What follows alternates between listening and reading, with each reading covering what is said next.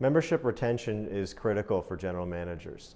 In our work, we see far too many clubs that are focused on a membership's growth strategy, and as a result, they may have a very successful year and sell 40 new memberships, but 39 members left the club, or they sold 60 and 61 left the club. So the net impact is relatively flat, and it's really a function of just not focusing on retaining the members that you have.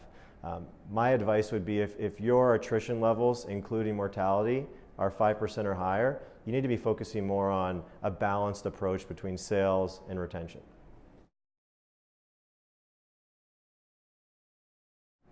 There's lots of things you can do internally and through technology to better identify at-risk members or groups through data. It could be as simple as leveraging your information system to understand changes in behavior.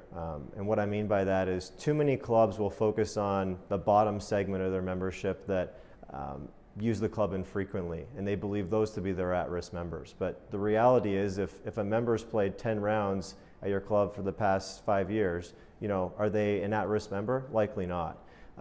We would advise you to focus more on the members where the behavioral changes have caused them to use the club differently. So for example, if you played 40 rounds of golf consistently for the past 5 years and you've dropped down to 30 rounds or 25 rounds, that for us is really a flag that something's changed and you're more at risk. And the same could be said for the amount you spend at the club, participation in key events.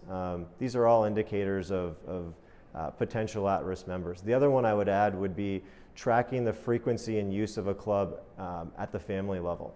So if the family is no longer using the club and it's more individual utilization, generally that's a key indicator that perhaps the value proposition of membership within the household is at risk. To solve issues with at-risk member groups, there's a number of different tactics clubs can take. The first one would be hopefully you have a satisfaction survey in place.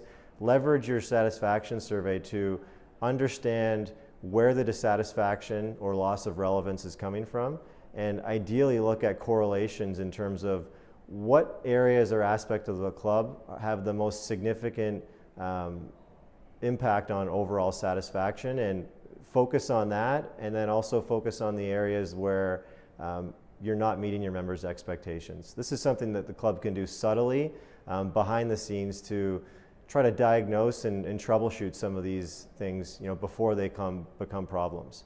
Then I would also advise taking a proactive approach with certain member groups that are more at risk, where you get in front of it, perhaps you invite them to the club for a lunch, and the chat is simply, hey, we've noticed that you're using the club less. We want to understand why and what we can do to create a better experience and ultimately exceed your expectations, because that really should be the goal of every club. If you're not exceeding your members' expectations, they're an at-risk member.